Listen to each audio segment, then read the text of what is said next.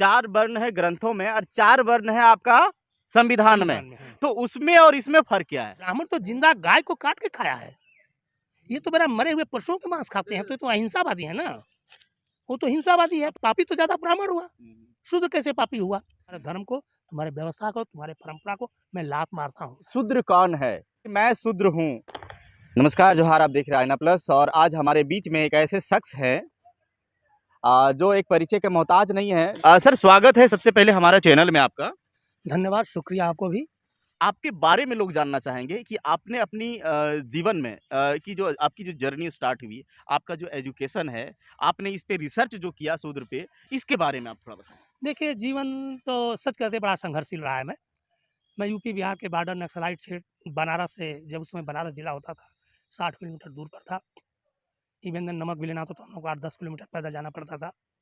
पढ़ाई भी मैं गांव से ही हाई हाई स्कूल, गांव से प्राइमरी करने के बाद 3-4 किलोमीटर 8वीं पास किया। फिर 10 किलोमीटर के आसपास जो है मैं हिंदू इंटर कॉलेज जमानिया, फिर हिंदू डिग्री कॉलेज जमानिया से 10वीं 12वीं 72 में बीएससी टॉप कर दिया। मैं पैदल आ जा कर कहता था तब भी। शुरुआत से ही थोड़ा नेचर मेरा अलग टाइप का था, ये बात तो सही है। अपने गांव में सब लोग फेल होता, मैं अकेले ही पास होते गया, निकल गया। नौकरी में भी आया तो वहाँ भी नंबर 1 पर हर जगह रहा हूँ। इवन नौकरी में कहाँ भी रहा ना, मुझे जहाँ भी मुझे पोस्ट मिली है वहाँ पर पता नहीं कैसे नंबर 1 पर हो ही जाता था। मुझे भारत सरकार का संचार से अवार्ड मिला है बेस्ट इंजीनियर का, ईमानदारी से काम करने का। हाँ, कई मैं अवार्ड विजिलेंस मिले में मैं विजिलेंस में भी काम किया हूँ। अच्छा, विजिलेंस में 7 साल रहा। उसमें 400 क्लास 1 क्लास 2 ऑप्शनों को बुक किया हूँ मैं। अच्छा। क्लास 3 क्लास 4 नहीं, क्लास 1 क्लास 2। अरे तो हल्का मचा दिया था मुझे।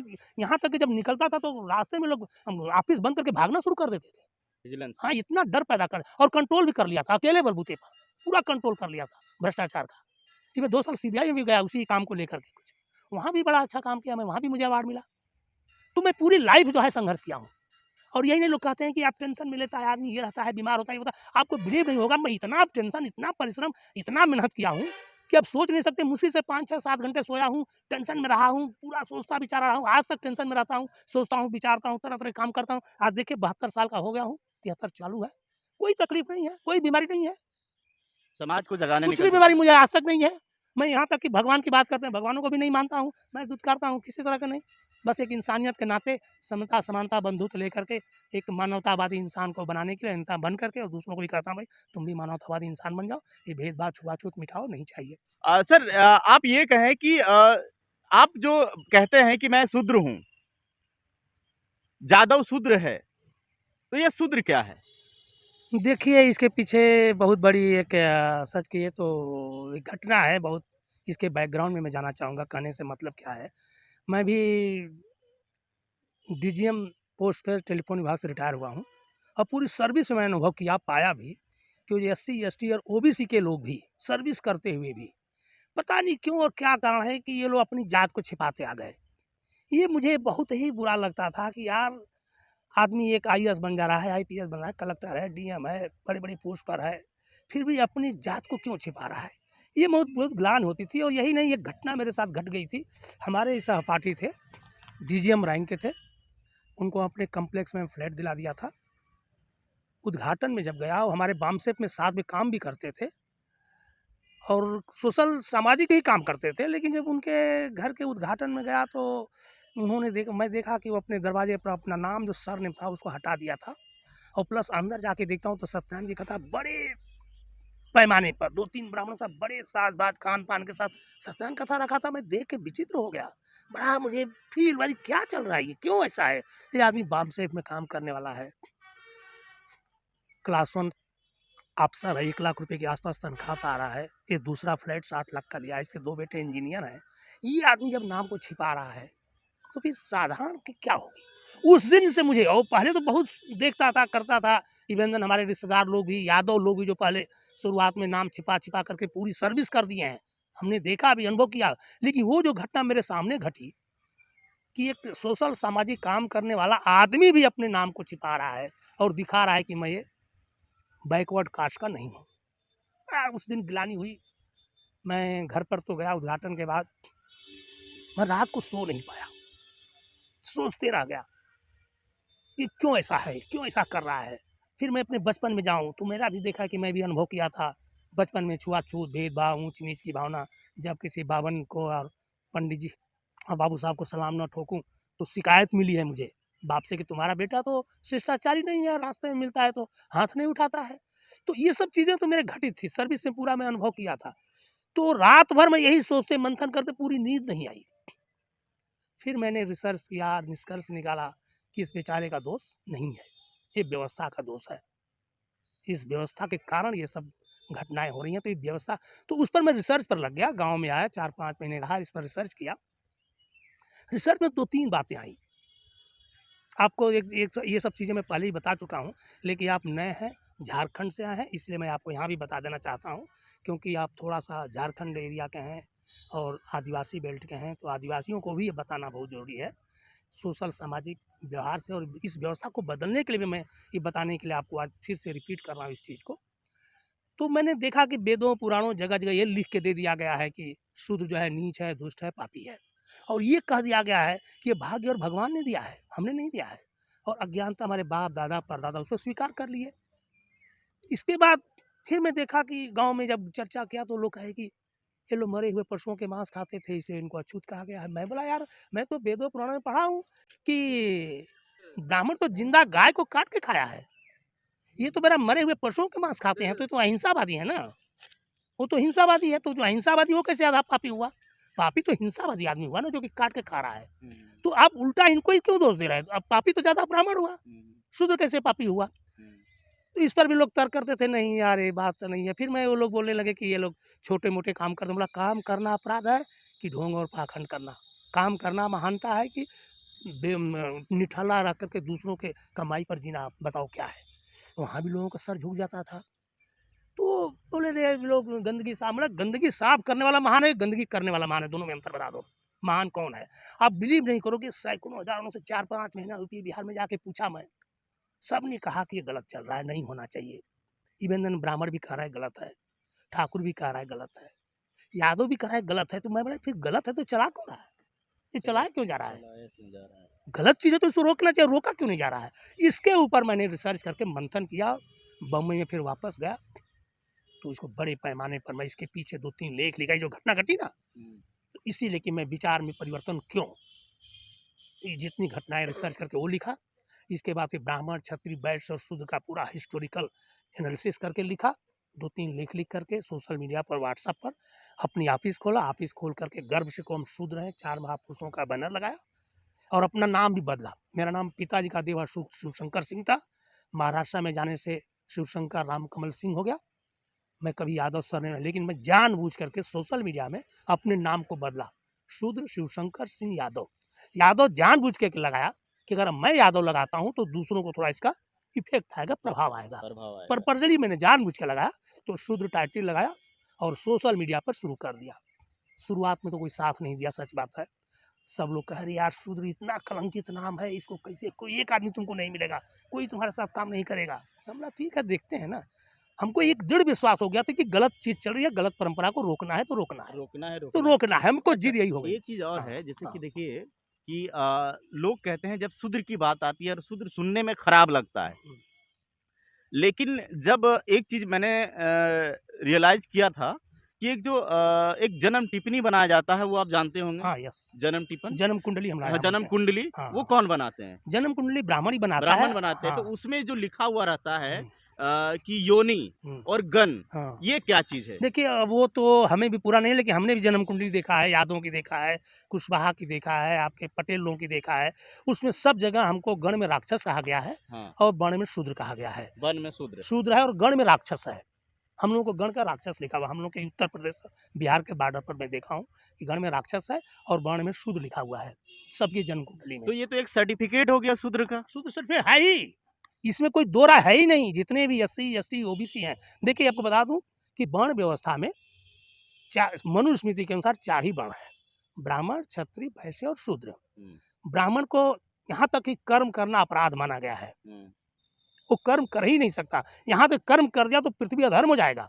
यहाँ तक बता दूं, अगर ब्राह्मण जा रहा है, उसके हाथ से किताब गिर गई तो वो खुद नहीं उठा सकता है, किसी शूद्र को उठा के उसके हाथ में देना है। ये ब्राह्मण का वर्चस्व था। क्षत्रियों का है, क्षत्रियों को हमको आज कहते हैं ना कि क्षत्रियों का काम अभी तो हम जो 200-300 साल परिप्रेक्ष्य में देखते हैं तो ये था कि भाई ये आपस में लड़ते थे राजा के लिए, ये सुरक्षा करते थे, लेकिन नहीं, क्षत्रियों का काम था ब्राह्मणों को सुरक्षित रखना और वैश्यों को सुरक्षित रखना, ये शूद्र कहीं विद्रोह न कर जाए। शूद्र को विद्रोह को रोकने के लिए, दबाने के लिए, इनके बगावत को रोकने के लिए क्षत्रिय वर्ण को ब्राह्मण और वैश्य की सुरक्षा के लिए बनाया गया था। वैश्य की बात नहीं, वैश्य को इसलिए मनुष्य देखा गया कि जो भी शूद्र कमाई करेगा उसका जो है सब कुछ लेकर के हम आपस में डिस्ट्रीब्यूट करके खाएंगे, कमाएंगे, इनको जो है किसी तरह से जीने भर के लायक देंगे। ये हाँ, सिर्फ जी सकते हैं, इनके पास और कोई अधिकार नहीं, सिर्फ जीने का अधिकार है बस। अच्छा, तो एक चीज ये और वर्ण व्यवस्था का था, वर्ण व्यवस्था। व्यवस्था। तो इसीलिए जितने भी कर्म करने वाले लोग हैं, जैसे यादव, कुर्मी, कोरी, पासी, तेली, इवेन हमने देखा है आदिवासी भी जो हैं, चाहे वो डोम है, मुसारम है, आज जो हम कह रहे हैं कि स्टील के बर्तन हुए, लेकिन 400-500 साल पहले कुम्हार का बर्तन काम देता था। जंगलों से लकड़ियाँ, पत्तियाँ आती थी, उसके पत्तल बनते थे, वही प्लेट में काम करने को आते थे। तो कहीं न कहीं हर समाज का किसी न किसी रूप में एक प्रोडक्शन में, देखिए सबसे बड़ा दुर्भाग्य मैं शूद्र को इसलिए मानता हूँ कि शूद्र को ये कह दिया गया कि ये 3 वर्णों की सेवा करना और पैर दबाना है। इस पर मुझे बहुत बड़ा विरोध है। आप बताइए एक चीज़, चमार का लड़का 10-12 साल हो रहा है, अगर बाप के ही गुणों से वो रिसर्चर बन जाता है, चमड़े पर रिसर्च करता है, भाई उसको छीलता है ना, एक रिसर्च है ना, फिर उसको पकाता है, पकाने के बाद फिर उसमें डिजाइन करके सबको तरह-तरह के जूते, चप्पल बना के देता है।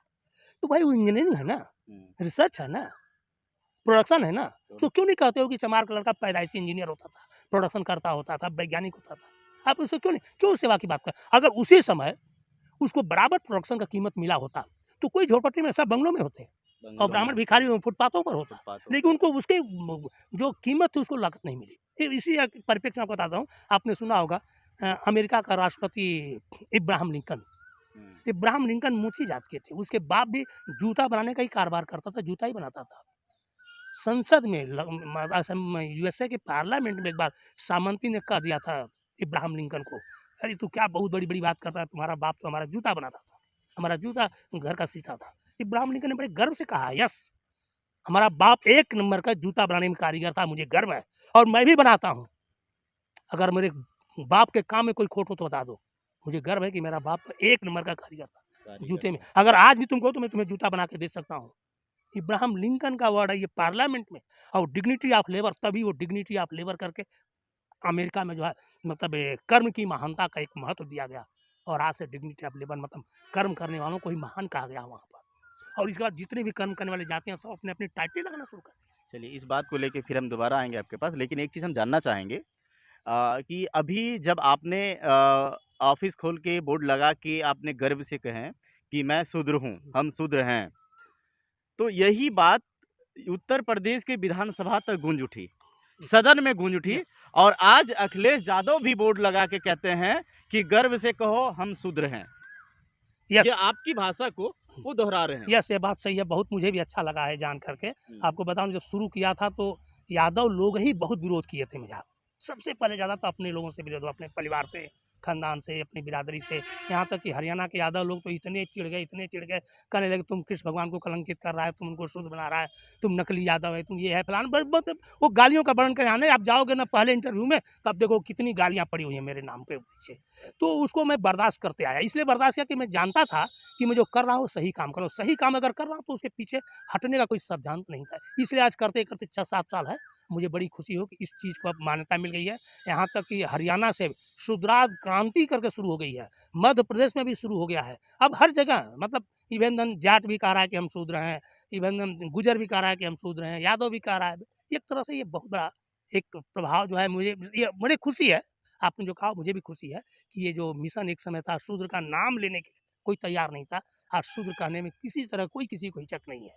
और मुझे उम्मीद है कि आने वाले सालों में अगर इसी तरह से लोग अपने अंदर की घृण भावना को, शूद्र अपने अंदर की मानसिकता को बदल दे, तो मैं ये कह रहा हूँ कि शूद्र जो है गर्वान्वित हो जाएगा और ब्राह्मण कलंकित हो जाएगा। ये मैं गारंटी के साथ आपको देता हूँ। तो एक चीज़ और है कि अभी वर्तमान परिप्रेक्ष्य में चूंकि हमारा जो संविधान है बाबा के द्वारा लिखा हुआ संविधान है और उसी के अनुसार हम लोग अभी चलते हैं। भारत में अगर देखा जाए तो अभी सबसे बड़ा अगर ग्रंथ कहा जाए तो वो भारतीय संविधान है। करेक्ट। तो भारतीय संविधान में वर्ण व्यवस्था जो है इसकी तो मान्यता नहीं है। बस बहुत अच्छा आपने आपने बहुत अच्छा सवाल किया है। हमारे पास भी राइटिंग में, ओरल में इस तरह के बहुत ऑब्जेक्शन आ रहे हैं कि भाई शूद्र जो है संवैधानिक नहीं है, आप शूद्र का नाम क्यों ले रहे हैं? शूद्र का लेने से आप हिंदू धर्म वर्ण व्यवस्था को बढ़ा रहे हैं। ये बहुत बड़ा क्वेश्चन आज पूरे देश में घूम रहा है। इसका मैं ये कहता हूँ कि देखिए, संविधान में सही बात है, संविधान में जनरल है, एससी, ओबीसी, एससी और एसटी है और जनरल है। बाबा साहब ने 4 भागों में इनको बांट दिया है। लेकिन ये हमें बताइए, कहीं भी सामाजिक व्यवस्था में, चाहे रहन सहन, चाहे व्यवहारिक में, कहीं भी इस चीज़ को लेकर के संविधान लागू है? आप बताइए, कभी भी ब्राह्मण, क्षत्रिय, वैश्य को हम जनरल मान के चल रहे हैं? कहीं भी लागू है कि हम ब्राह्मण को जनरल कहते हैं, क्षत्रिय को जनरल कहते हैं, वैश्य को जनरल कहते हैं? वहाँ तो ब्राह्मण, क्षत्रिय, वैश्य, इवन एससी, एसटी, ओबीसी भी जो इसका विरोध करता है, वही ब्राह्मण, क्षत्रिय, वैश्य का ही प्रचार करता है। तो जब वो लोग जब संविधान ही लागू नहीं है इस व्यवस्था के पीछे, तो सिर्फ हमें शूद्र कह के कि तो आप संविधान की बात करो, तो कहाँ तक लॉजिक है? अच्छा, एक चीज और है, जैसे एसटी, एससी, ओबीसी, जनरल, 4 हो गए हमारे संविधान में। तो जब 4 हो गए, तो जो वर्ण भी था 4 था। हाँ, 4 वर्ण भी थे, सही बात है। 4 ही वर्ण, 4 वर्ण थे हाँ। ग्रंथों में। हाँ। 4 वर्ण है ग्रंथों में और 4 वर्ण है आपका संविधान में। तो उसमें और इसमें फर्क क्या है? देखिए, संवैधानिक जो वर्ण व्यवस्था, जो आप वर्ण व्यवस्था नहीं है, संवैधानिक व्यवस्था जो है, ये एक्चुअली ये परिस्थितियों के अनुसार, जिस तरीके से समाज जो हजारों साल से ये मनुवादी व्यवस्था के द्वारा शोषित समाजित रहा है और एक समाज से अलग हो चुका था, कोई जंगल में है, किसी समाज से कोई उनका लेना देना नहीं था, उनके मतलब जो एक जो भौतिक जो सुख सुविधा की बातें होती हैं, हर इंसान को जो होना चाहिए, बुद्धि में परिपूर्ण होना चाहिए, शरीर से परिपूर्ण होना चाहिए, अस्त्र से परिपूर्ण, वो सब चीज़ों के बहुत दूर हो गया था। तो उसको समानता लाने के लिए संविधान में सबको जो है एक दर्जा बना करके उनको स्पेशल प्रावधान दे करके दिया गया है, एक पहचान दी गई है। और पहचान देने के साथ ये था कि इनको इसके बराबर में ला करके हम समता, समानता और बंधुत्व रूपी जो विचारधारा भारत में मानवीय जो गुण है उसको हम लाएंगे। वहाँ वो प्रोग्राम वो वहाँ है। वहाँ ये नहीं है कि आप एससी हो तो आप जो है ब्राह्मण से विरोध करो, और ब्राह्मण है तो एससी से विरोध करे, छुआछूत भेदभाव रखे। वहाँ इस तरह की कोई बात नहीं है संविधान में। संविधान में समता, समानता, बंधुत्व लाने के लिए वो चीज़ बनाई गई है। लेकिन जो हिंदू धर्म का वर्ण व्यवस्था है, वो असमानता बनाने के लिए, अछूत व्यवहार, मतलब एक दूसरे को शोषण करने के लिए, दूसरे को शोषण करे, दूसरे की कमाई खुद खाने के लिए वहाँ पर वर्ण व्यवस्था ऐसा भी तो बनाई हो गई। सकता है उसमें कि दोनों में जमीन आसमान का अंतर है। दोनों में जमीन आसमान का अंतर है, लेकिन एक दृष्टि से अगर देखा जाए तो हमें लगता है कि इसी का अपडेटेड वर्जन आपका संविधान में है। आप कहिए क्यों? हम इंसान हैं, मानते हैं कि जनरल जब इंसान है, ब्राह्मण जब इंसान है, तो शूद्र भी इंसान है। करेक्ट। दोनों की समानता होनी चाहिए, होनी चाहिए। हाँ। तो जो हम वहाँ 4 कैटेगरी में बांट दिए, वो ऐसा क्यों नहीं किए कि सबको बराबर? अगर आप ब्राह्मण हैं और अगर आप शूद्र को शूद्र कहते हैं, तो आपको भी वही पनिशमेंट मिलेगा जो शूद्र ब्राह्मण कहेगा, तो वही पनिशमेंट मिलेगा। सही बात है। ऐसा क्यों नहीं हो सकता था? देखिए, ऐसा है, आप जो कहा है, हमारा संविधान जो शुरुआत में ही एकदम, हम तो कह रहे हैं कि हिंदुओं की बात नहीं है, भारत देश में स्वतंत्रता के बाद जितने लोग रह गए थे यहाँ, चाहे हिंदू, मुस्लिम, सिख, ईसाई, मालूम है हमारा संविधान स्टार्टिंग में क्या कहता है? हम भारत के लोग, हम भारत के लोग में सब आ गए, ब्राह्मण से तो हिंदू भी आ गया, मुस्लिम से।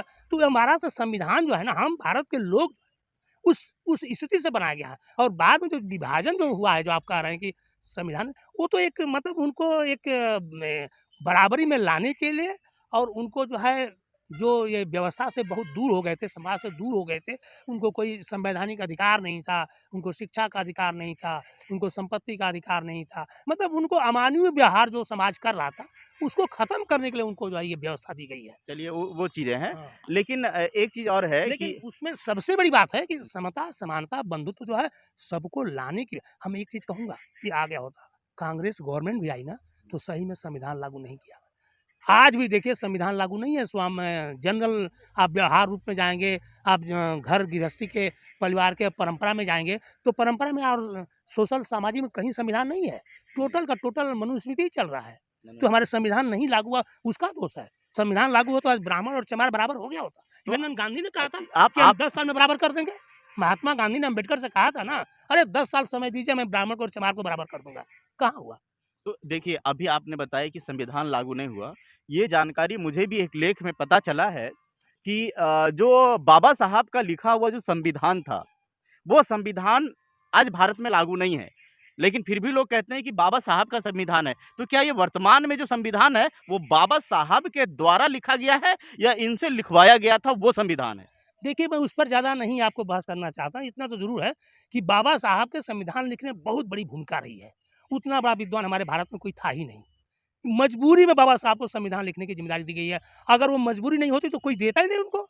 लेकिन एक मजबूरी थी कि बाबा साहब जैसे जो ये आपके संविधान के जानने या चाहे विधान को जानने के बारे में, चाहे सोशल सामाजिक स्ट्रक्चर के बारे में उतना बड़ा विद्वान भारत में कोई नहीं था। इसलिए मजबूरी में बाबा साहब को संविधान बनाने की ज़िम्मेदारी दी गई। बराबर तो संविधान कमेटी थी, लेकिन बाबा साहब ने उसमें अहम रोल अदा किया। इसीलिए कहा जाता है कि तो संविधान बाबा निर्माता साहब ने साहब थे। संविधान में एक लेख में भी पता चला है कि बाबा साहब ने सदन में संविधान को क्यों फाड़ दिया था? हाँ, एक चीज़ देखिए ये भी है, उनका भी कहना है कि देखिए संविधान कितना भी अच्छा हो, हुँ। कितना भी अच्छा संविधान हो, कहीं का भी हो, अगर गलत हाथों में चला गया तो उसकी कोई कीमत नहीं है, कोई वैल्यू नहीं है। अगर वही संविधान सही हाथों में गया तो उसकी एक महत्व बढ़ जाएगा और बराबर उस पर काम होगा और उसका अमल भी होगा और उसकी उस उपयोगिता रहेगी। तो हमारे देश में संविधान जो है सही हाथों में आज तक नहीं गया है। ये दुर्भाग्य है हमारे देशवासियों का, दुर्भाग्य है। दुर्भाग्य है। मतलब कि बाबा साहब एक चीज़ और है कि बाबा साहब ने जो परिकल्पना किया था संविधान को लेके, जो उनका लेख संविधान को लेके वो नहीं हो पाया, वो कहीं संविधान में से उसको बाइजबरन लिखवाया गया है, बदलाव किया गया है। नहीं, ये सब चीज़ें जबरन बदलाव का नहीं है। बाबा साहब ने बहुत स्टडी किया है, ऐसी बात नहीं है। हर धर्म को पढ़ा उन्होंने, इवन देन भारत के जितने धर्म थे उनको पढ़ा। भारत के जो मुगल मुसलमानों की व्यवस्था थी, कैसे-कैसे हुआ है, विदेशों से भी उन्होंने काफ़ी अध्ययन। ब्राह्मण आपकी शादी नहीं करा सकता है। अगर आप कंप्लेन कर दोगे संविधान लेकर के कि ब्राह्मण उच्च की मानसिकता से छुआ-छूत की भावना से शादी कराना है, वो 100% अरेस्ट हो जाएगा, उसको पनिशमेंट मिल जाएगा संविधान के अनुसार और कभी अधिकार नहीं है उसको। तो जितने हैं आपके मरने के बाद मृत्यु हो जाए, तेरही है, ये सब क्या चीज़ें हैं? ये सब ढोंग और पाखंड है ना। इसको तो संविधान ने पूरा नल एंड वाइड और ज़ीरो कर दिया, लेकिन चल रहा है। इसी तरह से एक चीज़ और है संविधान में, आर्टिकल 51 आप बिलीव में इससे बढ़िया संविधान कहीं मिलेगा ही नहीं आपको। हमने एक वीडियो देखा है, कुछ ब्राह्मण कह रहे हैं कि ये इतना गंदा संविधान है, अगर कोई कितना भी अच्छा महान आदमी आएगा वो सफल नहीं होगा। मैंने देखा है वीडियो बोल रहा है, बोला गाड़ी खटारा होगा, अगर कितना ही बढ़िया ड्राइवर हो तो नहीं चला सकता है। ऐसे-ऐसे लोग आज के संविधान के बारे में बोलने वाले देख रहा हूँ मैं। तो मैं कह रहा हूँ आर्टिकल 51 कहता है कि आज आज कि हर स्टेट गवर्नमेंट को, सेंट्रल गवर्नमेंट को, इवन हर नागरिक के अंदर वैज्ञानिक सोच पैदा करने की प्रवृत्ति लाना है। वैज्ञानिक सोच कौन ला रहा है? गवर्नमेंट, सेंट्रल गवर्नमेंट लाई आज तक? स्टेट गवर्नमेंट किसी ने लाया? कोई आदमी कर रहा है सब चीज़? मैं वही कर रहा हूँ। मैं जो आज काम कर रहा हूँ 51 के अनुसार, और आर्टिकल 31 और 51 हमारे शुद्ध मिशन का वो आधार है, वही आधार है, इसीलिए कोई कुछ कर नहीं पा रहा है। संवैधानिक काम मैं कर रहा हूँ, इसलिए किसी की हिम्मत नहीं है उस पर उंगली उठाने की। आज संविधान का काम जो सरकार नहीं करे वो मैं कर रहा हूँ। अगर ये लागू हो जाए ना, तो मैं कह रहा हूँ इतना महान देश, इतना आप सोच नहीं सकते, संविधान जिस दिन लागू हो जाए 100% ना, अरे भाई यहाँ स्वर्ग हो जाएगा। अच्छा, संविधान अभी लागू नहीं है। कतई नहीं तो लागू। आप जैसे अभी कहे कि संविधान लागू हो जाए स्वर्ग हो जाएगा, लेकिन कुछ लोग कहते हैं कि संविधान गलत है, यहाँ राम राज्य की स्थापना करेंगे, तो ये क्या है? देखिए आप राम राज्य किस आधार पे, देखिए, किस ग्रंथ पे जो है सो? आपने इस टॉपिक को एक ऐसे मोड़ पर ले आया कि मुझे अब बताना पड़ेगा। देखिए क्या है, बता दूं आपसे कि ये जो ब्राह्मणवादी व्यवस्था है, मनुवादी व्यवस्था जिसको हम आज तक कहते हैं, जिसको हम सनातन धर्म कहें, बाद में हिंदू धर्म कहा गया, अभी कुछ लोग ब्राह्मणी धर्म कहते हैं। आप जान सकते हैं कि 500, 700 साल, 800 साल पहले कोई ब्राह्मण गोबर फेंकता रहा होगा? 500-7 साल पहले शायद कभी हो ही नहीं सकता। कभी नहीं। लेकिन उसके पंडोहे में, उसके घरों में सुना है दूध की नदी बहती थी। कौन देता था? भाई दूसरे लोग ही उसको देके दूध, यादव ही दूध पैदा करके दिया होगा ना। इसी बात ये देखी कि 500 साल पहले ब्राह्मणों का वर्चस्व कितना था। यही महाराष्ट्र में शिवाजी महाराज छत्रपति बन गए ना, कितनों को हरा के आए, लेकिन जब राज्याभिषेक की बात आई तो अदना ब्राह्मण कह दिया कि आप राज्याभिषेक नहीं हो सकता, क्योंकि आप शूद्र हो। क्यों नहीं उसी समय शिवाजी ने उसका कत्ल कर दिया? तलवार तो थी ना उनके पास, हटा दिया होते, लेकिन नहीं कर सके क्योंकि वर्चस्व था ब्राह्मण का।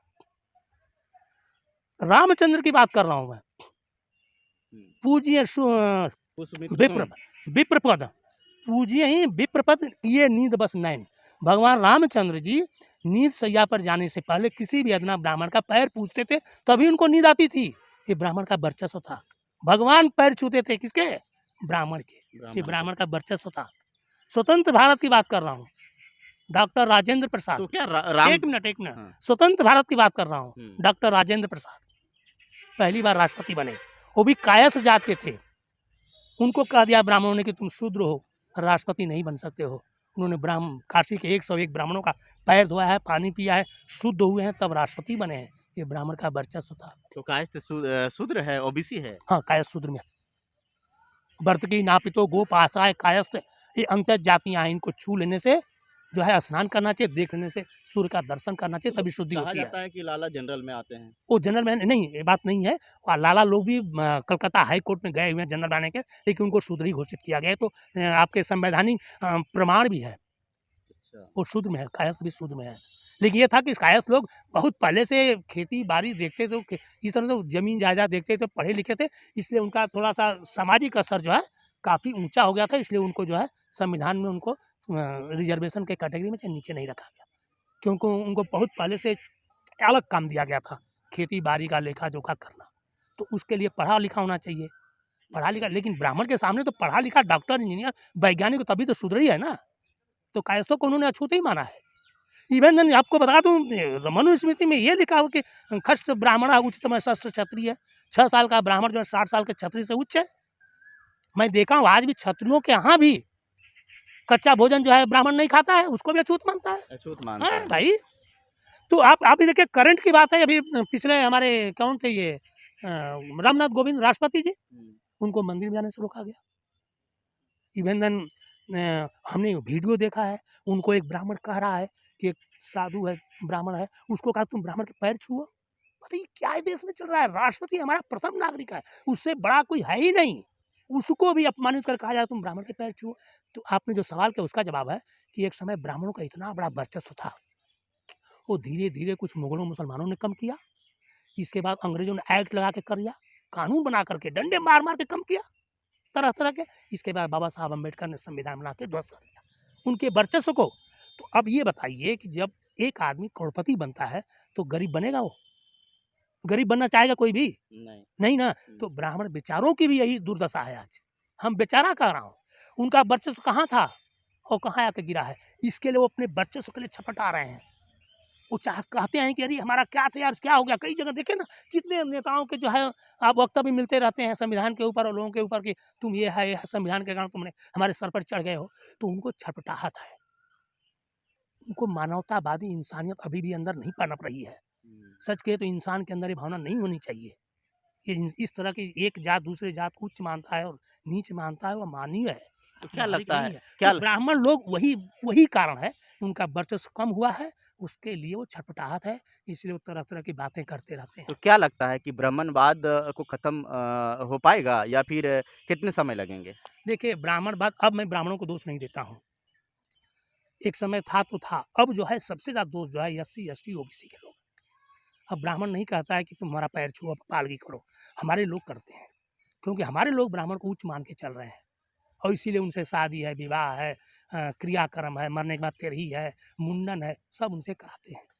जब आपको संविधान में दे दिया है, संविधान में जब आपको हर तरह का कानून, हर तरह का हर काम करने के लिए आपको स्वतंत्र हो, आप खुद शादी कराओ, आप सब काम खुद करो, पूजा करना है खुद पूजा करो भगवान की, क्यों आप जाते हो ब्राह्मण से पूजा कराने के लिए। तो संविधान में जब आप सब अधिकार मिल गया है तो हमारे लोगों को सच कहिए तो अभी संविधान का कानून, संविधान का अधिकार ही नहीं मालूम है SC ST OBC को। तो सबसे पहले हमें हर इंसान के अंदर, इवन जो सवर्ण है उनको भी संविधान के बारे में बताना जरूरी है। वो भी संविधान को नहीं पढ़ते हैं ना, जानते हैं कुछ नहीं, उनमें भी कमियां हैं। तो संविधान के बारे में हमारे देश का, अरे प्राइमरी से लेकर के दूसरी तीसरी चौथी पांचवी क्या क्या पढ़ा जाता। मैं खुद जो था आपको बता दूं, BSc टॉप किया था 72 में, लेकिन जब नौकरी लगी बम्बई में गया तो मुझे बाबा साहब का नाम नहीं मालूम था। वहाँ जय भीम समझ करके बाबा साहब, मैं महाभारत के भीम को लोग यहाँ मान रहे हैं।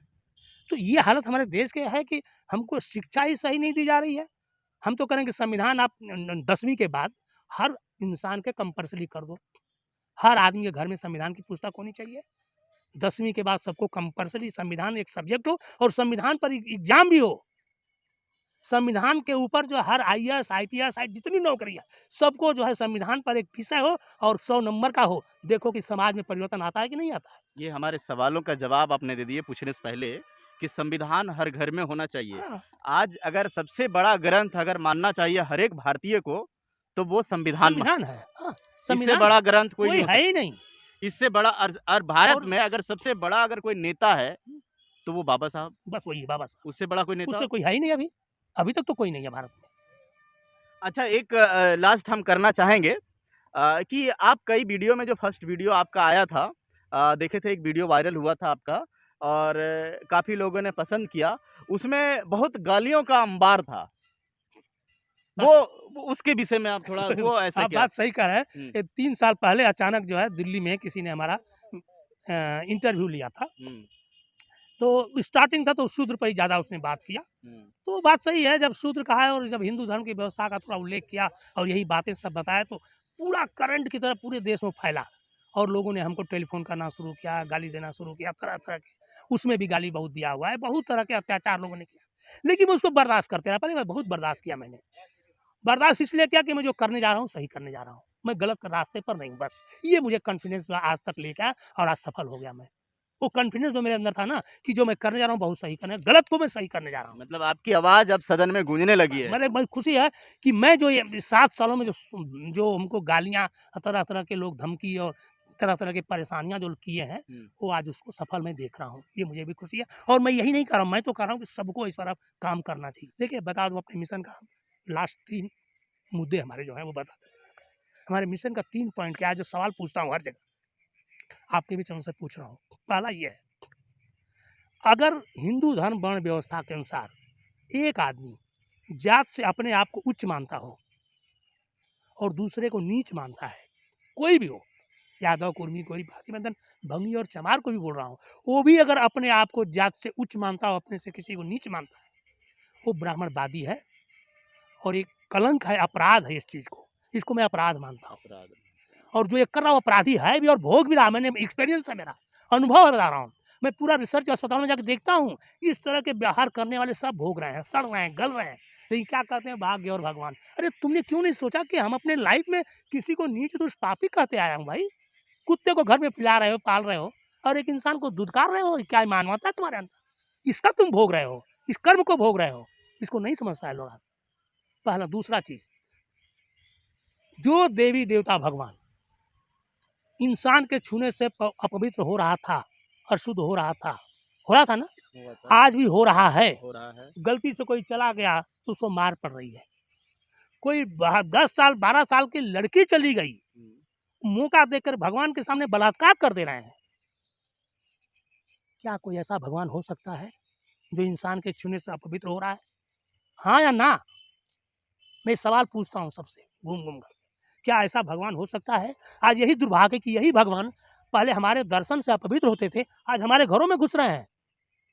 बेहया की तरह मैं कह रहा हूँ, इनको निकाल के फेंको, नहीं चाहिए ऐसे, कतई नहीं मत रखो ऐसे। जो इंसान के छूने से अपवित्र होता वो भगवान हो ही नहीं सकता, वो अपराध है। अपराध। तीसरा पॉइंट कहता हूँ मैं, जिस परंपरा में, जिस व्यवस्था में, जिस धर्म में हमारे बाप दादा परदादा नीच दुष्ट पापी थे, बनाए गए थे, थोपे गए थे, आज भी हैं और पता नहीं कब तक रहेंगे।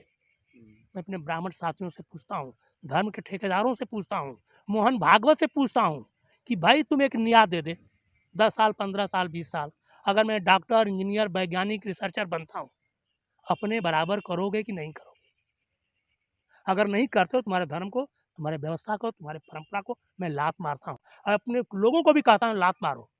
नहीं चाहिए ऐसी व्यवस्था जिसमें मैं नीच दुष्ट पापी हजारों साल पहले कहा गया, आज भी कहा जा रहा है, पता नहीं कब तक कहा जाएगा। अब ये उनके ऊपर मैं छोड़ता हूँ, इसको कैसे सुधार करना चाहते हैं। यानी कि आपका कहने का मतलब है सीधा सी कि अगर हमें जो कहते हैं कि राम राज्य चाहिए, अगर हमें वो राम राज्य चाहिए जो वो रामायण की ग्रंथों में है, अगर वो शांति चाहिए भारत में, तो भारत में जो संविधान बाबा साहब का लिखा हुआ है वो 100% लागू हो जाए। यस, वही राम राज्य वही में राम राज्य, उससे अच्छा राम राज्य कोई हो ही नहीं सकता। हो ही नहीं सकता। आज के युग में, आज के वैज्ञानिक युग में हम्म, उससे जड़ा, उससे अच्छा कोई राम राज्य हो ही नहीं सकता। सिर्फ संविधान लागू हो जाए। अरे इतना बढ़िया संविधान है कि आप सोच नहीं सकते भाई। शुक्रिया आपका धन्यवाद। मेरे चैनल पे आने के लिए। तो साथियों, तो शूद्रों के लिए एक रिवॉल्यूशन उसे जगाने की जो काम कर रहे हैं, जो संविधान को 100 का 100% प्रतिशत लागू करने की बात कर रहे हैं, इसमें अगर कहीं आपके साथ कोई सवाल हो, क्योंकि सवाल तो जब इस टॉपिक पे अगर बात हो तो लाखों हजारों सवाल हो सकते हैं। आपका क्या सवाल है वो कमेंट करके जरूर बताइए। वो सवाल का जवाब साहब से फिर से हम मिल के पूछेंगे और आपको उसका उत्तर मिलेगा। और अगर यह वीडियो अच्छा लगे तो लोगों तक शेयर करें। चलिए इसी के साथ जय हिंद, जोहार, वंदे मातरम।